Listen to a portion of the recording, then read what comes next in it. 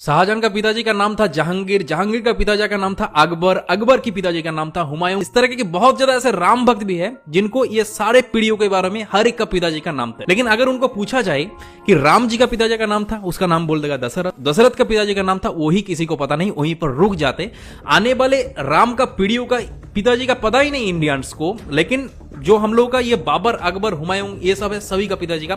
एक के बाद एक पूरा एकदम 7 पीढ़ियों तक नाम एक के बाद एक बोल देगा। तो दरअसल आज की इस वीडियो के अंदर आप लोगों को राम जी का पूरा पीढ़ियों के बारे में कि कहां से राम जी आए थे, वीडियो को इतने ज्यादा लोगों के साथ शेयर करो ताकि हर एक इंडियंस को ये राम जी का पूरा पीढ़ियों के बारे में पूरा पता चले। तो प्रभु श्री राम जी का पिताजी का नाम था दशरथ, दशरथ के पिताजी का नाम था अज, अज के पिता का नाम था नाभाग, नाभाग के पिता का नाम था ययाति, ययाति के पिता का नाम था नहुष, नहुष के पिता का नाम था अम्बरीशी, अम्बरीशी पिता का नाम था प्रशुशु, प्रशुशु के पिता का नाम था मरु, मरु के पिता का नाम था सिग्रग, सिग्रग के पिता का नाम था अग्निवर्ण, अग्निवर्ण के पिता का नाम था सुदर्शन, सुदर्शन के पिता का नाम था संखन, संखन के पिता का नाम था प्रबद, प्रबद के पिता का नाम था अंजुमन, अंजुमन के पिता का नाम था दिलीप, दिलीप के पिता का नाम था भागीरथ। और ये वही भागीरथ है जो गंगा को पृथ्वी पर ले आई, जिसको आप लोग भागीरथ के नाम से भी जाना जाता है। राजा भागीरथ के पिता का नाम था कुकुस्त, कुकुस्त के पिता का नाम था रघु। और ये रघु वही राजा है जिनके नाम पर ये रघुकुल पड़ा है। ये बहुत ही पराक्रमी और तेजस्वी राजा थे। आज भी कहा जाता है कि रघुकुल रीत सदा चली, प्राण जाई पर बचन न जाए। तो राजा रघु के पिता का नाम था राजा असमंज, राजा असमंज के पिता का नाम था राजा सगर, राजा सगर के पिता का नाम था राजा